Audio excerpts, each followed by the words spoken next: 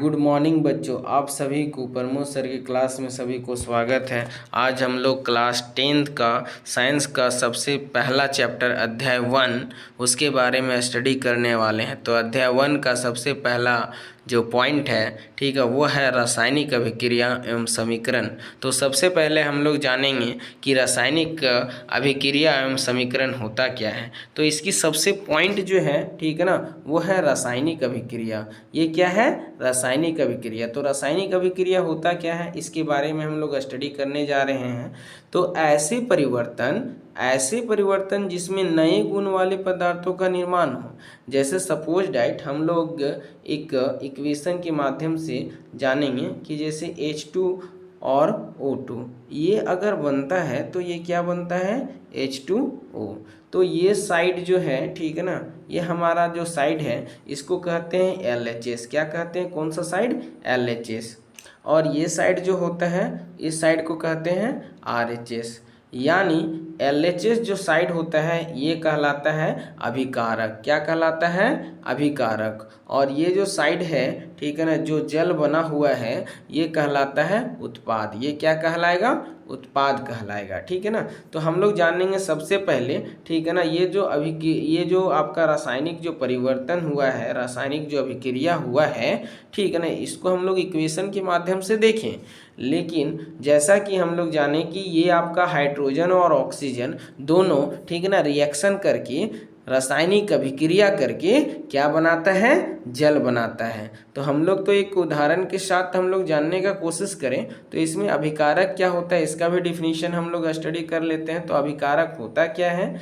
अभिकारक ये एक ऐसे पदार्थ होते हैं जो किसी भी रासायनिक अभिक्रिया में हिस्सा लेते हैं, ठीक है ना, उन्हें अभिकारक कहते हैं। जैसे अभी हम लोग यहाँ पे इक्वेशन में देखे थे H2 यानी हाइड्रोजन और ऑक्सीजन, ये दोनों अभिक्रिया करके H2O बनाता है। तो यहाँ पे हाइड्रोजन और ऑक्सीजन ये दोनों जो है, ये दोनों अभिकारक कहलाता है। और इसमें एक उत्पाद का निर्माण हो रहा है, ठीक है, वह है जल। तो उत्पाद का भी डिफिनीशन हम लोग स्टडी कर लेते हैं। ऐसे पदार्थ जिनका निर्माण रासायनिक अभिक्रिया में होता है, होता है, उन्हें उत्पाद कहते हैं। उन्हें क्या कहते हैं? उत्पाद कहते हैं। यहाँ निर्माण हुआ, ये क्या हुआ? निर्माण हुआ। ये दोनों भाग लिया, ठीक है ना। कोई भी अगर हम लोग क्रिकेट अगर खेलते हैं तो उसमें बहुत सारे खिलाड़ी भाग लेते हैं। जब वो रन मारता है, ठीक है ना, तो देखते हैं कि वो एक रन मार दिया, ठीक है ना। तो हम लोग जानेंगे वाह कितना अच्छा वो रन मारा। उसी प्रकार हम लोग इसमें भी जानेंगे ऐसे पदार्थ जिनका निर्माण रासायनिक अभिक्रिया में होता है, निर्माण होता है, उसे हम लोग क्या कहते हैं? उत्पाद कहते हैं। कुछ उदाहरण भी यहाँ पे बताया गया है। तो उदाहरण के साथ भी हम लोग जानने का कोशिश करेंगे कि उदाहरण क्या है। जैसे कि उदाहरण में बताया गया है, उदाहरण जानेंगे। जैसे कि भोजन का पाचन। पहला उदाहरण क्या है? भोजन का पाचन हम लोग कुछ भी खाते हैं तो वह खाने के बाद लैट्रिन बन जाता है, ठीक है ना। तो वह भी तो एक रासायनिक अभिक्रिया हुआ। उसके बाद श्वसन, सांस लेना, ठीक है ना, लोहे में जंग लगना, ये भी रासायनिक अभिक्रिया है। ये भी क्या है? रासायनिक अभिक्रिया है। और जैसा कि मैग्नीशियम फीते का जलना, दही का बनना भी यह एक रासायनिक अभिक्रिया है। कुछ हम लोग जानेंगे रासायनिक अभिक्रिया के परीक्षण, ठीक है ना। अब हम लोग रासायनिक अभिक्रिया के परीक्षण में सबसे पहला जो पॉइंट है, वह पॉइंट है आपका अवस्था में परिवर्तन। यानी सभी पदार्थ जो हैं, ठीक है ना, पदार्थ की कितनी अवस्थाएं हैं? ठीक है ना, 3 अवस्था। सभी को मालूम है कि पदार्थ की कितनी अवस्थाएं होती हैं? 3 अवस्थाएं, ठीक है ना। 3 अवस्थाएं क्या क्या होती है? ठोस, क्या होता है? ठोस, द्रव और गैस होता है। कितनी अवस्था होती हैं? 3 अवस्था। तो सबसे पहला जो पॉइंट लिखा गया अवस्था में परिवर्तन। तो अवस्था में यानी ठोस द्रव में परिवर्तन हो जाए, चाहे द्रव गैस में परिवर्तन हो जाए, तो वो भी एक रासायनिक अभिक्रिया में ही कहलाएगा। उसके बाद रंग में परिवर्तन, दूसरा पॉइंट क्या लिखा गया है, रंग में परिवर्तन। कोई लाल है तो कोई पीला बन जाएगा, पीला है तो कोई हरा बन जाएगा। इस प्रकार ठीक है ना, रंग में परिवर्तन के माध्यम से भी हम लोग जानेंगे कि रासायनिक अभिक्रिया हुआ है। उसके बाद ताप में परिवर्तन, उसके बाद क्या है, ताप में परिवर्तन। उसके बाद अगला है गैस का उत्सर्जन, सबसे अंतिम पॉइंट है गैस का उत्सर्जन। अब हम लोग देखेंगे रासायनिक परिवर्तन को प्रदर्शित करना। तो प्रदर्शित करने के लिए सबसे जो पहला पॉइंट बताया गया है यहाँ पे, ठीक है ना, शब्द समीकरण। शब्द समीकरण के माध्यम से हम लोग जानेंगे LHS में यहाँ पे जिंक प्लस सल्फ्यूरिक अम्ल जो कि है यह एक LHS, और LHS को ही हम लोग कहते हैं अभिकारक। ये दोनों जो एलिमेंट है, ये दोनों एलिमेंट मिल करके, ये दोनों अभिकारक मिल करके एक उत्पाद का निर्माण करता है। क्या उत्पाद का निर्माण करता है, जिंक सल्फेट प्लस हाइड्रोजन का भी निर्माण करता है। तो ये दोनों क्या कहलाएगा, उत्पाद कहलाएगा। ये दोनों क्या कहलाएगा, उत्पाद, और ये क्या कहलाएगा, अभिकारक कहलाएगा। अब इसको हम लोग रासायनिक समीकरण के माध्यम से भी हम लोग देखेंगे, रासायनिक समीकरण के माध्यम से, ठीक है। तो रासायनिक समीकरण में ही वही लिखा गया है, लेकिन वहाँ पे शब्द में लिखा गया था, यहाँ पे आपको नाम से लिखा गया है, ठीक है ना। जैसा कि आपको यहाँ पे बताया गया है, केमिकल रिएक्शन के अनुसार यहाँ पे दर्शाया गया है। जैसे कि आपको फर्स्ट में ही बताया गया है, जिंक और सल्फ्यूरिक अम्ल ये दोनों मिल करके क्या बनाता है, जिंक सल्फेट बनाता है और हाइड्रोजन गैस बनाता है। तो आइए हम लोग इसके बाद देखेंगे सबसे पहले पॉइंट कि रासायनिक समीकरण होता क्या है। रासायनिक समीकरण होता क्या है, तो रासायनिक समीकरण होता क्या है ये जानेंगे। रासायनिक समीकरण रासायनिक अभिक्रिया में, रासायनिक अभिक्रिया हम लोग जानेंगे कि रासायनिक समीकरण होता क्या है।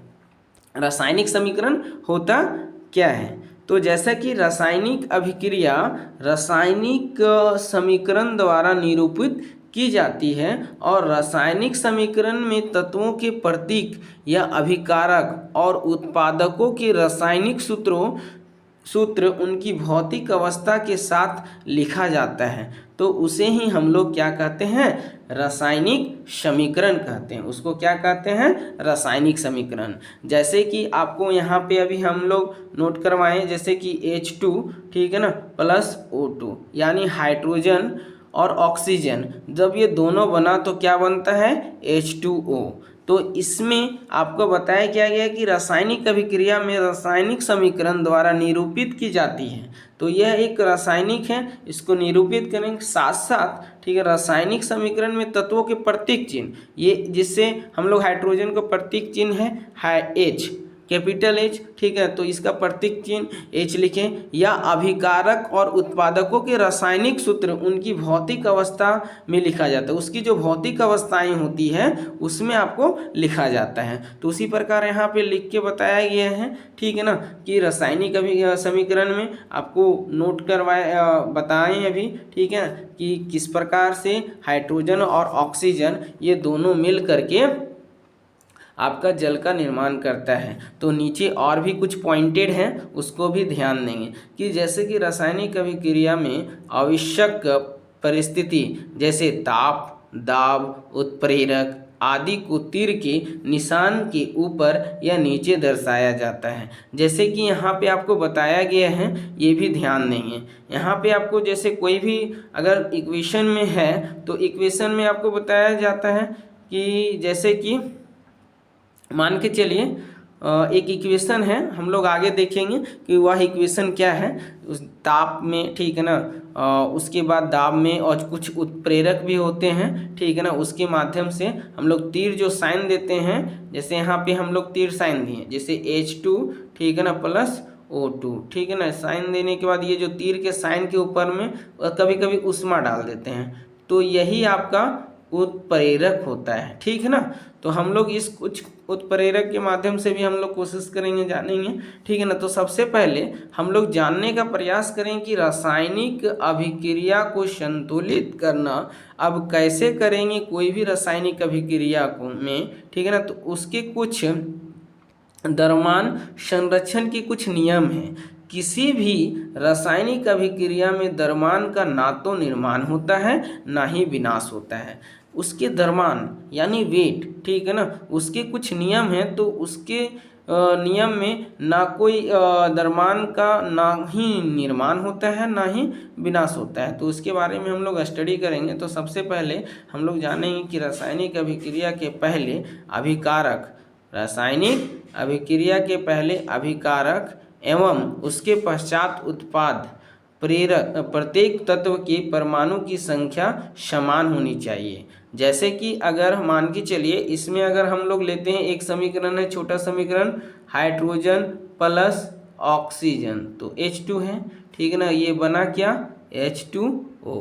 तो इसमें देखेंगे कि हाइड्रोजन के कितने एलिमेंट हैं यहाँ पे, 2, और इस तीर का साइन के बाद भी हाइड्रोजन का कितना एलिमेंट है, 2।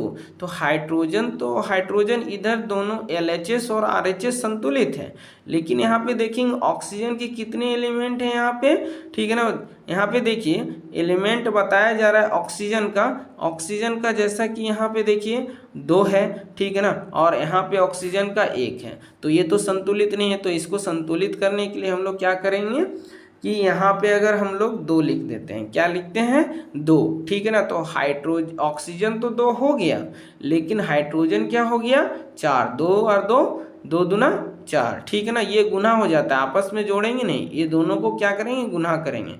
तो गुना करने में 2 और 2 कितना हो जाएगा, 2 दूना 4, ठीक है ना। तो इधर हाइड्रोजन कितना हो गया, 4। तो इधर भी हमारा हाइड्रोजन को 4 बनाना है, तो यहाँ पर 2 लिख दीजिए, तो 2 दूना 4। तो इस प्रकार हम लोग संतुलित करेंगे। तो देखिए हाइड्रोजन 2 दूना 4, हाइड्रोजन 2 दूना 4, ऑक्सीजन 2 और ऑक्सीजन 2। तो इस प्रकार संतुलित करते हैं। तो हम लोग देखेंगे फर्स्ट स्टेप क्या होता है, सेकेंड स्टेप क्या होता है, थर्ड स्टेप क्या होता है। इस प्रकार यहाँ पे आपको 5 स्टेप, ठीक है ना, और 6 स्टेप में आपको 6 चरणों में बताया जा रहा है कि हम लोग संतुलित कैसे करेंगे। तो पहला चरण क्या है, इसके बारे में हम लोग स्टडी करेंगे। पहले चरण के बारे में क्या, सबसे पहला चरण क्या है, जानेंगे कि सबसे पहला चरण क्या है। तो सबसे पहले चरण में हम लोग पहला स्टेप क्या कहलाता है कि रासायनिक समीकरण लिखकर प्रत्येक सूत्र के चारों ओर बॉक्स बना लीजिए। ये रासायनिक समीकरण लिख दिए, उसके बाद प्रत्येक जो आपका एलिमेंट लिए हैं, ठीक है ना, जो सूत्र लिए हैं वो सूत्र में क्या करेंगे, बॉक्स बना देंगे। तो इस प्रकार हम लोग बॉक्स बना दिए, ठीक है ना। ये है आयरन और वाटर, ठीक है ना। ये दोनों अभिक्रिया करके ये बनाता है फेरिक ऑक्साइड और हाइड्रोजन बनाता है। तो देखेंगे, ठीक है ना। ये बनने के बाद इसको हम लोग संतुलित कैसे करेंगे। तो संतुलित करने के लिए बॉक्स के अंदर कुछ परिवर्तन नहीं कीजिए, इसमें कोई भी परिवर्तन नहीं करेंगे, ठीक है ना। अब ये परिवर्तन नहीं करेंगे। उस दूसरे चरण में क्या बताया जा रहा है कि समीकरण में उपस्थित विभिन्न तत्वों के परमाणु की संख्या को नोट कीजिए। इसमें आपका जो भी है समीकरण में उपस्थित 2 तत्व हैं, जो आपका तत्व दिया गया है, जैसे कि ये आपका है आयरन या हाइड्रोजन और ये है ऑक्सीजन, ये आपके तत्वों की परमाणु संख्या को नोट करना है।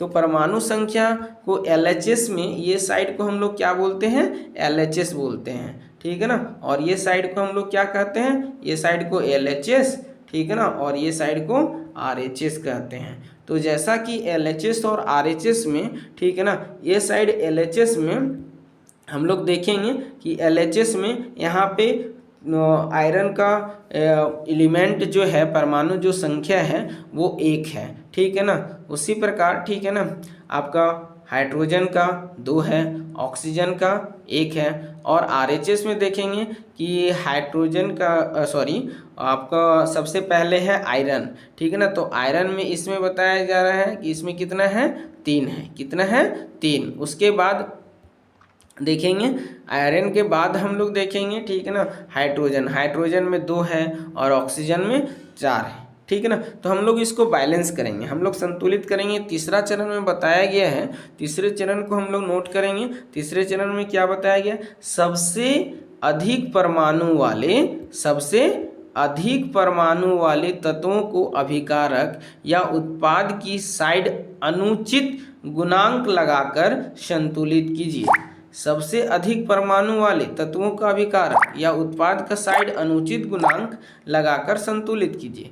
जैसा कि हम लोग अभी बताएं कि जैसे इसमें बताया जा रहा है कि इसमें आयरन में तत्वों की परमाणु की संख्या कितनी है, 1, और इसमें परमाणु की संख्या कितनी है, देखिए यहाँ पे 3 बताया जा रहा है। तो इधर 3 है तो इधर भी आपको 3 करना पड़ेगा। तो 3 करने के लिए हम यहाँ पे 3 लिख देते हैं। तो इधर 3 हो गया आयरन और इधर 3 हो गया, ठीक है ना। ये तो संतुलित हो गया। बट यहाँ पे हाइड्रोजन देखिए यहाँ पे 2 है, ठीक है ना, और हाइड्रोजन यहाँ पे 2 है। ये तो हाइड्रोजन संतुलित हो गया, लेकिन ऑक्सीजन जो है यहाँ पे कितने हैं, 4। तो यहाँ पे आपको 4 करना पड़ेगा ना। तो 4 करने के लिए सबसे पहले यहाँ पे कितना लिख देना पड़ेगा, 4। तो 4 किए तो 4 आपका ऑक्सीजन हो गया, इधर भी 4 हो गया, ठीक है ना। आपका ये जो आयरन जो है वो 3 है, इधर भी 3 हो गया। हाइड्रोजन यहाँ पे कितना हो गया, 4 दूना 8। बट हाइड्रोजन यहाँ पे कितना है, 2 ही है। तो हाइड्रोजन को 8 करने के लिए यहाँ भी क्या कर देंगे, 4 कर देंगे, ठीक है ना। तो यहाँ पे 4 करेंगे, ये 4 स्टेप में बताया यही जा रहा है। इसको भी ध्यान देंगे कि सभी तत्वों के परमाणु को चरण तीसरा की भांति संतुलित कीजिए। तो इस प्रकार यहाँ पे बताया जा रहा है कि संतुलित किस प्रकार किए हैं। तो यहाँ पर 3 दिए, यहाँ पे 4 और यहाँ पे 4। इस प्रकार संतुलित तो हो गया। संतुलित होने के बाद हम लोग देखेंगे सभी तत्वों की परमाणु संख्या अभिकारकों के दोनों ओर समान है। अब जब समान है तो हम लोग इसको, ठीक है ना, अवस्था के बारे में भी लिखना जरूरी होता है। तो अभिकारकों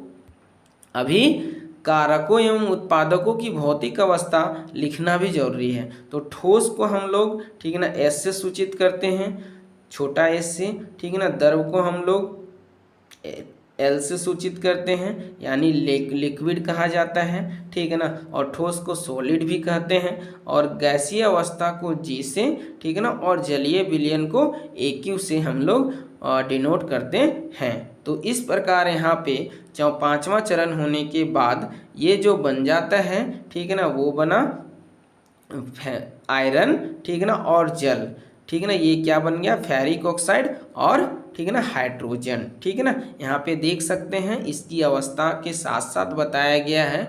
और यहाँ पे छठा अंतिम जो है, कुछ अवस्थाएं परिस्थितियाँ जैसे ताप, दाब, उत्प्रेरक आदि को भी तीर के निशान के ऊपर या नीचे लिखे जाते हैं। तो आगे हम लोग अगले वीडियो में देखेंगे। धन्यवाद, थैंक यू सो मच।